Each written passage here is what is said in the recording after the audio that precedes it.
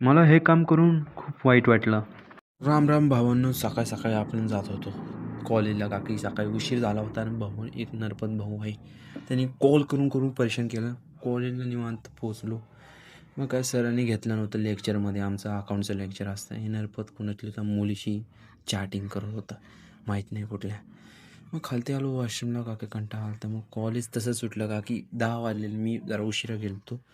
कॉलेजच्या खालती बसून निवांत काय विचार करत होतो डोक्यात. मम्मीचा फोन आला. मम्मी बोलली, चल लवकर बाळा, काकी डीमार्टला जायचं होतं मला आज. काकी काम होतं. मग काय मम्मीचा फोन आला, लगेच घरी गेलो. काकी जायला उशीर नका व्हायला.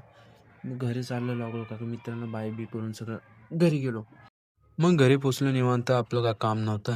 मग घरी पोचलो. मम्मी बोलली, निवांत बसलो इकडे. आणि मम्मी बोलली, मग रिक्षा बुक कर. मग ठीक आहे, मी रिक्षा बुक केली. मग रिक्षामध्ये बसलो निवांत, सगळं फ्रेश बिशून. मग काय मी पोचलो डीमार्टच्या साईडला. मग काय माझे थोडे चालणे चालू, सॉरी काय. बस एवढं डीमार्टचं, आज काय गर्दी नव्हती, बरं होती. आत गेलो. मग ट्रॉली उचलली डायरेक्ट. मग माझी चाळ सुरू झाली. गहू घेतले थोडेसे, शेंगदाणे घेतले थोडे खाण्यासाठी. बाकी भूक लागली होती, मग बोललो शेंगदाणे घेऊ थोडे खायला. घेतले, खाल्ले. निवांत काहीतरी बघत बसलो. तिथं काय खायला घेऊ अजून. मग खायला घेतलं. मग झालं सामान, वरच्या सेक्शनमध्ये आलो.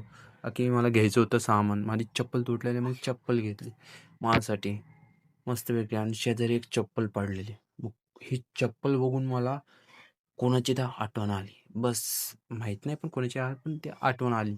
मग ते चप्पल-बिप्पल घेऊन मी इनोची पुढे उचलली, बॅग ट्रॉलीमध्ये टाकली. का की मम्मीला पण माहीत नाही.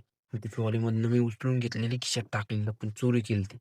मग काय बिल केलं. त्याच्यानंतर आलो काउंटरच्या बाहेर. मग बसलो थोड्या वेळ. मग बुक केली रिक्षा डबल. मग घरी जायला लागलो. का की रिक्षा बुक करायला थोडा वेळ लागतो.